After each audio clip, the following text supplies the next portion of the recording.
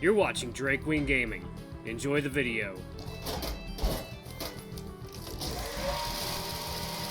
Hello everyone, Nary here from Recounting Gaming. Some of you know me on Twitter, The Gaming Dragon. Hope you all had a great, happy Easter with your friends and family. Hope you had plenty of lovely, delicious food to eat. I'm coming at you today with another episode of No More Future. Unfortunately, I still don't have Sudge with me right now. He's not feeling up for it. I can definitely understand that. He's probably a very, very busy guy. But anyway, guys, I'm glad to play through more of this game for you myself. So, so we had just met George in the last episode. It was a very touching, emotional moment. It had some nice artwork to go with it. And George is an ability user. And I wonder how that's going to affect the story. Ability users are a pretty interesting bunch. Can't wait to see what other ones we encounter. But anyway, guys, sit back and enjoy. I'm entertaining you for the next 20 minutes, and let's jump right into it. Alright, Alarm Chan, you're up. Alright, let's do it. Okay. An overconfident teen, of course. It's not like it'd be the first time something like this has happened. I'm not overconfident, I'm just cocky. That word is nowhere near as cool as you think it is. Plus, you've dealt with more than enough cocky people today, though your cousin's nowhere near on the same level as headache-inducing madness. So, are you feeling any better now? A little bit. Again, I'm sorry for ranting at you like that.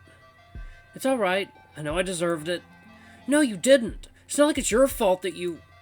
The gazelle turns the other way, stopping himself right before he can mention your demise again. Well, you get the point. Just because I was mad and sad doesn't mean you have to suffer for it. Not a great way to welcome you back after all this time. It's okay. I forgive you. You aren't to blame for any of this either. Not even for how you reacted. Had I been in your shoes, I likely would have done the same thing. The two of you smile at each other, relieved that the worst has already passed. Maybe you can put all those fears and regrets behind you at last, and talk about something that isn't depressing or emotionally draining for a change. George is the first to try and change the subject to a more lighthearted one. So, how's your life been the past few weeks? Anything big happen? Other than the whole, turning into an android thing, of course? Not really, you tell yourself. The past few days aside, the rest of your life so far in this new body has been fairly uneventful. In fact, there's more memories of those early days you'd like to forget than recall.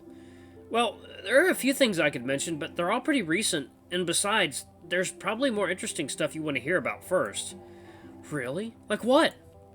Well, for example, all of a sudden something begins ringing in George's pocket, surprising you both. As he asks you to wait patiently for a second, he takes out his phone from his back pocket and pulls it closer to his ear. Hi, Mom. What's up? You hear an intrusive female voice coming from the other side of the call, but it's too low for you to understand anything it says. Yeah, I'm doing fine. You guys alright? Aren't you supposed to be at that seminar right now? Oh, you got another alert for that. Wow, that's the third time in a week. Let me go check. Your cousin struggles not to laugh as he starts loudly stomping his hooves around, likely in an attempt to fool his mother into thinking that he's actually heading someplace else. You have to admit, he can be pretty funny when he wants to be. Yeah, the temperature in the kitchen is way colder than it should be. Seriously, what is even going on with this place's AC? No, of course I didn't touch anything. He gives you a playful wink and a coy smile as he continues conversing with his mother. No, don't worry. I'll be fine. I was hanging out in my room anyway, and the temperature's fine there. Yeah, we really should have someone look at Sharon soon. It's been acting up ever since we got here. Some piece of junk it turned out to be. After a few seconds, the boy begins to slowly collapse against the couch as he turns his gaze to the ceiling, clearly annoyed by something she said. No, I didn't say that to... I'm sorry. On the weekend. Gotcha. Well, take care. Have fun at that seminar. Without much care, he unceremoniously ends the unexciting call and almost lets his phone crash onto the floor as he childishly makes it fall onto the sofa. Or whatever. God, she's so fucking... Again he sighs, putting his arms behind his head in an attempt to relax and calm himself down. I assume that diversion in the kitchen is how you managed to save me from Charon earlier, somehow. Oh yeah, guys, by the way, if you hear her yowling in the background, one of my little cats, she's in heat. She wants the penis, but she's never going to get it because the other cats are fixed. Yeah. Anyway, the gazelle slightly turns his head to look at you as he calmly answers your query. Yeah, it's something I figured out over the past few weeks. If you cause a mess in one part of the house, drawing Charon's attention, and then cause another somewhere else, the AI completely forgets about the first. All I had to do was freeze some stuff in the kitchen, cause a few alarms to ring, and all of a sudden it's like that intruder on the porch doesn't even exist anymore. You feel a little embarrassed upon hearing the word intruder. It makes you feel like some kind of criminal, which you probably would be, were it not for that weird loophole Mary mentioned earlier in the day. However, this doesn't mean you'll be spared from any consequences if someone does find out you've been here. All you can do is hope your relatives don't catch on to you, onto your cousin. You know, one day you're gonna have to tell your parents about your ability. Interesting that they don't know. The two of you stare at each other silently and seriously. For a moment, it feels like the entire world has stopped. But it doesn't take long for the both of you to crack, and the laughter that comes spewing from your mouths after that is almost enough to totally eclipse the sobbing from earlier. Yeah, right. That's when you're telling them I smoke weed on the weekends. You don't actually do that, do you? What's the big deal? Of course not, but if I did, I definitely would be telling them. We jokes aside, it's probably best not to let your parents find out about your powers, or anyone for that matter. The thought of your cousin's secret being revealed to the world always managed to make your heart skip a beat back when you still had one. His powers tend to get out of hand quickly when his mental state isn't at its best, and his tendency to use them for fun when he thinks nobody will find out is troubling. That alone is cause enough for worry. I mean, not that I disagree with you, but like, what could they even do if they found out? I'm a literal superhero. I can freeze stuff and generate ice from my fingertips. What's the worst that could happen? Where do you want me to begin? Probably from the fact that he'd be detained, interviewed, and tested nonstop for about a month if that happened. And that is assuming he comes clear about it before he's found out. You hear Natalie's voice suddenly interrupt your train of thought, and the whole conversation up until now. Nats, I'm pretty sure he can hear you. Oh dear, he can. I'm sorry, I didn't mean to... Who's that? Ever inquisitive and suspicious, George leans forward towards you as he tries to ascertain the identity of the girl who somehow spoke from within you. This is Natalie. She's my helper, and my friend. She was appointed as my handler yesterday, and she's been more than reliable ever since. If only a little clumsy. I didn't even know she could speak out loud like that, to be honest. The Labrador sounds deeply embarrassed as she explains her mistake. Yeah, I can use the same microphone that you do in order to speak, though it wasn't my intention to do that just now. You were eavesdropping on us? If before she was embarrassed, now Natalie sounds downright mortified. No, I mean, yes, but it's kind of my job to follow Isaac around. As much as she tries to apologize or explain herself, your cousin remains both unconvinced and deeply troubled. Truth be told, you're a little unsettled yourself as well. You'd completely forgotten she was even there, lost in your conversation as you were. Something about it just rubs you the wrong way, though you don't know exactly what. Hoping to get rid of this awkward feeling Natalie cast on your group, you try to get back to where you were before you were suddenly interrupted. You were saying? About George's ability, I mean. Oh, right. He was asking what would happen if they found out about it. Well, after that whole getting arrested and detained thing is done and over with, most ability users find a regulated job in some venture or another. They usually end up doing something that involves using their abilities' economical applications for profit. So what, I'd be forced to create ice sculptures for rich people's galas for the rest of my life? Lame. The alternative is military school, of course, or life of confinement, some high-security prison or facility. Wait, what the fuck? That's beyond lame. That's totally fucked up. You have to agree. You already knew of ability users having more difficult lives than most others, but this is insane. You've got to be kidding. Is it really that harsh? You didn't know? Natalie sounds genuinely surprised by your reaction. Much more than you thought she'd be. No, of course not. You never looked that up or anything? What was I gonna do? Go around and start asking random questions about abilities all of a sudden? At some point, someone would have figured out that either I or someone I hung out around with had one, and we all know what would have happened next. So you chose to stay in the dark in order to protect your cousin. Natalie's voice softens up as she realizes the reason behind your actions, while George's becomes colder as he suddenly makes another query. Are you going to tell my parents about me then? Tell the police? Both you and your helper are stunned as you listen to your cousin's question. Of course not! Right, Natalie? After a brief pause, you hear Natalie's reassuring voice speak kindly to your cousin. It's like Isaac said. I won't. Your secret is safe with me, George. Nothing. Natalie's promise is promise bounces right off the gazelle's ears, and that look of distrust on his face still hesitates to disappear entirely. It'd probably be best if you took over instead. Don't worry, George. Natalie's my friend. She's not going to betray your trust. Your cousin still appears to have some difficulties trusting the Labrador's words, but he at least attempts to believe yours. If you say so. Noticing this, Natalie suddenly tries to speak once again, hoping to be of some assistance. Is there anything I can do to help? Anything at all? No, it's fine. You're good. George responds swiftly and concisely, which is enough to tip you off that he isn't being totally honest. Your helper appears to realize this as well, hence why her answer is equally as short. Right. Either way, I'll get back to work. Sorry for intruding. And with that, off she goes. You feel like you're slowly getting used to all this dipping in and out of hers, though it's hard to be certain. A brief silence follows that exchange as both you and your cousin stare at each other with an uncertain look in your eyes. Are you sure you're alright? Yeah, totally. Yeah. You don't look alright. More silence, only interrupted by a long sigh coming from the gazelle's tiny nostrils. Look, More sighing. Whatever he's keeping to himself, he doesn't seem too keen on sharing it with you. Some time afterwards, George suddenly stands up and starts staring at the wall on the opposite side of the room without real reason. He scratches the back of his horn as he silently wonders what to say. When he does turn to face you again, the look in his eyes is less sad and more apologetic. I'm sorry, I'm kind of bringing down the mood. What? That's not... Look, that's not important right now. If something's bothering you, we can just... Nah, don't worry. It's just me being weird again. I mean, with you here all the time, after all this time, I should probably try to cheer up or something. Can't let myself get hung up on meaningless stuff. But... Your cousin lightly shakes your arm, or tries to at least, in order to grab your attention. He still looks a little unsure, but he's trying his hardest to smile right now. I'm bored. You want to play some ping pong? Some... ping pong? Yeah, like the old times, you know? Welcome you back with a fun game and all that. You make as if to rebut and bring the conversation back to George's insecurity, but ultimately decide against it at the last minute. After all, maybe he's right. Maybe you both could benefit a lot from having some fun instead of mulling over the same things over and over. Alright, I'm game. Now, let me just...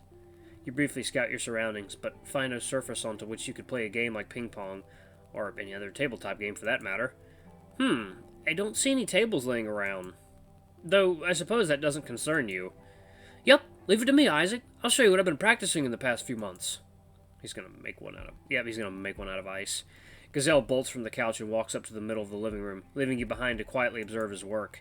He closes his eyes as he concentrates on his breathing, which causes the air around him to become colder and colder. As he calls upon his powers, you see his hair growing whiter by the moment. An eerie light blue mist emerges from the floor before him, coalescing into a thick pillar that is about 3/4 his height. A few moments later, the top section of the pillar begins to expand horizontally, becoming more or less rectangular over time. You can't pinpoint the exact moment where the mist somehow melts together into hard ice, as you're too busy smiling at your cousin's prowess and ingenuity.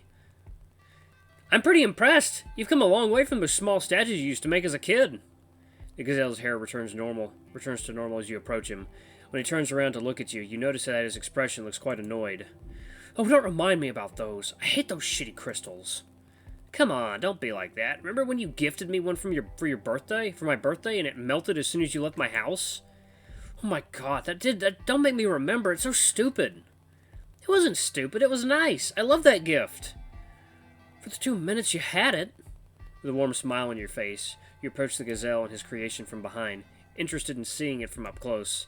The table is far from perfect, with many stalactites of ice having formed underneath the flat surface of the table and threatening to fall off at any moment. At least the playing field seems even enough. He also already added a net of sorts while you were looking, though it's literally just a wall of ice separating the two sides of the table. You take a good look at it as you lay your gentle hand on your cousin's shoulder. I loved it for far longer than 2 minutes, George. In fact, I still love it to this day, even if I can no longer hold it in my hands. As you turn to face your cousin, you notice he too now is smiling faintly and softly, though he's trying his hardest to hide it from you. Wow, it almost makes me feel bad. Feel bad? For what? Oh, you know. He then brazenly hands you what looks like a small racket and a ball, both made of ice as well, as shit-eating grin spreads across his face. Kinda makes me feel bad over what I'm about to do to you. You lightly shake your head and cackle as you head to the other side of the table, eager to show this young man his place. Well, someone's getting ahead of himself. Alright.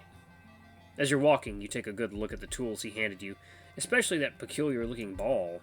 It almost looks like it's made of pure crystal, even though the cold emanating from it suggests otherwise. The weight seems about on par with a traditional ping-pong ball, though you wager it's much harder to chip or crack. As you worry over the possibility of it accidentally hitting George square in the face, your cousin cannot resist the urge to taunt some more. I can't resist the urge to yawn. Oh god, okay, alright, there we go. You know, it's such a shame I gotta kill you at this game so soon after you came back to life. You sure are feeling cocky, huh? You don't remember what happened the last time we played this game at my place? I don't. I'd be glad if you didn't remind me of that either. Besides, I got way better since then. You have no hope of winning against a tennis ace like me now. We're playing ping pong. Same thing. Now serve the ball already. You sigh one last time as you get in position, wondering just how much you should restrain yourself against your younger cousin. Ultimately, you don't give it much thought. You just slam the ball as normal as you can, watch it bounce twice on the table, then fall on the floor as George fails to catch it. Hey, no fair! I wasn't ready! Sure. Whatever you say. Without warning, George conjures a new ball in his hand and slams it as flatly as he can. This time it's you who fails to catch the sphere. After hitting the ground, it bounces off towards the kitchen, not leaving a single puddle in its wake. Oh god, there's another yawn. Okay. Ha! Take that, Isaac! You don't even have time to be mad, worried as you are. Shouldn't we grab those balls and keep reusing them, instead of, conjuring new ones every time? What if you accidentally slip on one? Don't worry, I'll just get rid of everything as soon as we stop playing. You make an important note in your head about that, which you really hope you won't forget. As you do so, George throws another ball at you, inviting you to be the next one to serve. Shouldn't the one who scores a point be serving? It's not like it matters. We can just say it's the house rules or whatever. And here you thought this little competition would be a little more serious, though you can't say you have a problem with that either way. The next few rounds plays out a little more evenly, with plenty of exchanges before the ball drops one way or the other. Between a throw and another, the two of you make some idle conversation. Say, do you still dream about going to space and stuff? The Gazelle gives you an odd look as he prepares to serve. Why are you asking me that now? I don't know. I just felt like it, I guess. I haven't really had time to keep up with that, between everything that went on and everything that happened afterwards. The young boy gives a stray look to the ceiling before mildly answering your query. Still working on it. You mean on finding a way to get there? Yeah. A new round begins in the midst of this somewhat slow conversation, forcing you to slow the game down a little in order to follow it. You know, it'd be easier if you wanted to become a scientist or something of the sort. But then I'd have to study a lot. Isn't that true for most dreams? Maybe, but is that the only way? You give your cousin a curious look as you send the ball bouncing his way again. What do you mean? Every time I brought this stuff up to Mom and Dad, they just used it as an excuse to tell me to study harder. I get it, knowledge brings you places. It doesn't take a genius to figure that out. But then you take a look at someone like me, and you're like, how's that guy even supposed to get there? You hesitate to answer, knowing full well why he'd ponder a question like that. I'm not good when it comes to studying. The more time I spend on a book, the less I understand. I know my parents would kill me if they heard me say it, but at this point, I don't even know how I'm gonna get through high school. Hey, don't worry about that. You won't fail with me around to help you, I promise. Even if that were true, we both know I'm not college material. I'm never gonna get a degree, no matter how much those two are gonna pester me for it. Again, you remain silent as the ball quietly bounces off the table next to you. Does that mean I'll never get to go to space? Of course it doesn't! But then... where there's a will, there's a way. As long as you're determined to do something and fight for it with everything you have, you'll accomplish your goals one day. Besides, if you need proof that the impossible is anything but, just look at me. If I could survive past my own death, surely even you could find a way to get to space. Gazelle laughs at your morbid words of encouragement, once again scratching the back of his horns as he regrets bringing these fears up. Sorry, I guess I can't stop myself from ruining the mood even while playing. Don't apologize. If anything, I'm to blame for bringing this stuff up in the first place. You grab a crystal ball off the floor, which had somehow neither bounced too far away from you nor melted, and start tossing it up and down in your hand. How about we talk about something a little more exciting while we play instead? Like what? Well, have I told you about that time I kicked the shit out of 3 thieves who jumped me in the middle of the night? George's eyes open wide as he realizes what you just told him. No way! You're bullshitting me, right? Nope. In fact, this happened just yesterday. While I was getting back home. Natalie was there too, in case you want to ask her later. Dude, that's sick! What happened? Well, I was heading back home. I saw a bunch of idiots threatening someone. I stepped in. They attacked me, so I completely destroyed them. No way! You're telling me you kicked 3 people's butts and I didn't get to see it? That must have been so cool! Yeah, it was. And speaking of cool, there was one guy there who could also apparently manipulate ice, like you do. Really? Yeah, he even tried using a weak ice lasso at the end to try and freeze me, but it didn't end well for him. No way, he tried that weak-ass shit? I stopped trying to make that nonsense work when I was a little kid. Why the fuck would anyone try and use a conduit to freeze people when you can just breathe on them or toss some huge fucking icicles onto their face? Wait, please tell me you dealt with him the way I think you did. I grabbed the rope with both hands, pulled him towards me, then grabbed his shirt by the collar end. I think you can imagine where this is going. What? That's so lame. I mean, cool, that's cool and all, but you're telling me you didn't just, like, pull him way over your head and send him flying straight past you and onto the floor? Alright, guys, I'm going to end it right there. That's been another episode of No More Future. It's fun seeing Isaac converse with his cousin. These two are going far. I can't wait to see how the relationship evolves throughout the playthrough of this. I hope we get to take him with us. It'd be really cool to have George, like, run away or something. But anyway, guys, thank you so much for watching. Don't forget to like, comment, subscribe, and ring that notification bell to the next video. I love you all. I'll see you next time. Bye-bye!